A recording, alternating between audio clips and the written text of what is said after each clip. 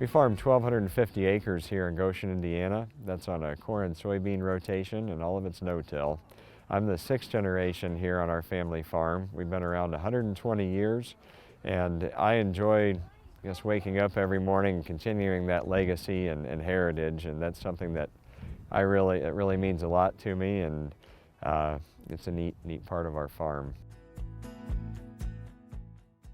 From 1973, I pretty much ran the farm, and my grandfather was still around, and he was very active in raising apples and had a small orchard and was president of the Indiana Farm Bureau. In 1988, we started no-till.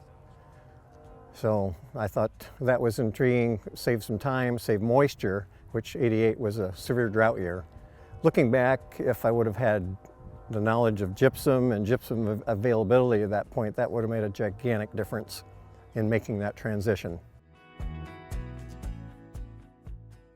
I started with Gary Crop Tech when they started in when was that, 94, I think? So we've been with him forever, and transition to Gerald and David has been very seamless and very enjoyable, and we just absolutely love working with those guys.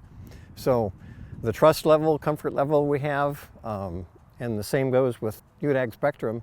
I think we have the same comfort level there with the honesty and research, and that's another key point to Ag Spectrum. It's a complete system. You're not missing anything. You don't have to pull everything, I don't have to pull everything together myself.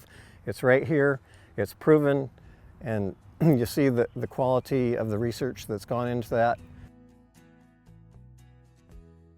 We decided to implement the maximum farming system, to be honest, mostly because we really trusted the people that brought it to us. And we took a hard look at it, and Dad was a little more on board than I was at the time. But we just, again, seeing a program that kind of takes everything we were wanting to do and starting to do and putting it into an actual program with dealer support, it's hard to say no to that. I can't really think of anybody else out there that has something like this. I was a little leery about, not spreading potash and, doing all the normal fertilizer recs, because I had a minor in agronomy at Purdue. We were doing a lot of different things, but there was really no program that was taking a no-till, just going past no-till, and thinking outside the box, doing research that isn't, biased, if you will, which is something Ag Spectrum does an amazing job at. And having a lot of friends that farm around the state, there were a lot of, they were planting some doubts in my head, you're not, spreading, potash consistently or doing different things like that. And, you're just mining your soils. One of these days, you're going to go out there with the combine, there's not going to be anything there. And that myth for me was broken probably in year 4. So I had thought maybe we'd have 3 years until we really see what this stuff's made of. And like I said, we're going into year 9 now, and I'm more confident than ever with it. The biggest change, and this was not a first-year implementation for them, was we did have to get them to doing foliar applications.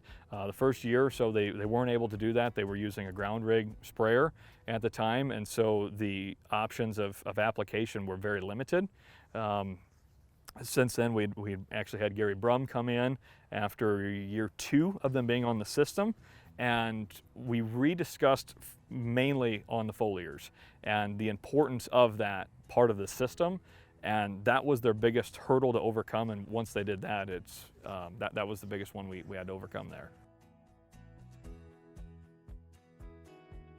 Today will be service check 3, so we're setting the stage. Most of these, both corn and soybeans, they've either tasseled or they flowered at this point. So we will be kind of going through. It's a kind of a modified version of service check 3. We are going through both a kind of a pre-reproductive as well as the reproductive service check together, looking at roots, looking at that flower set and those nodes on soybeans, looking at early ear development.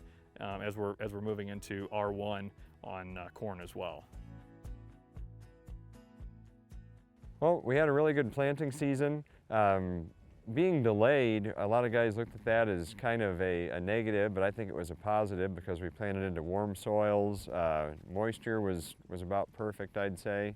Didn't really see much sidewall compaction because it was dry enough to be out there. Didn't really tempt us to make bad decisions. Since planting season, we've had somewhat timely rains. We've had some little longer, drier periods than I'd like, but fortunately we're irrigated on majority of our acres, which help. But for the non-irrigated, I think we're still looking at a good crop. We've got some good rains here right around pollination, so I like that. But yeah, I guess we're a lot better off than a lot of people when it comes to moisture this year. Side dressing went well. We put on 30 gallon of the acre, knifed in, getting it under the soil. That's one thing we did this year by switching to John Deere single disc fertilizer openers on my planter. Every drop of nitrogen we've applied has been below the surface. Versus dribbling it on in previous years, I feel really confident with that. And therefore there were some periods there after side dress, well, after some of the fields got side dressed, we didn't have really adequate rainfall. So getting that in under the soil, I think we got our best chance at a great yield that way. For me, significant challenges, a personal one was some of the ground we picked up is muck ground or lower higher organic matter soil. Keeping manganese on the soybeans and some of the corn and battling weed pressure was a challenge for me this year, but thanks to the team at Crop Tech, we're putting a plan together to really hit those weeds hard from the beginning next year and prevent some of these extra sprayer passes. Talking to friends that are not on the program, everyone can achieve high yields. There's various programs where you can really get some high yields.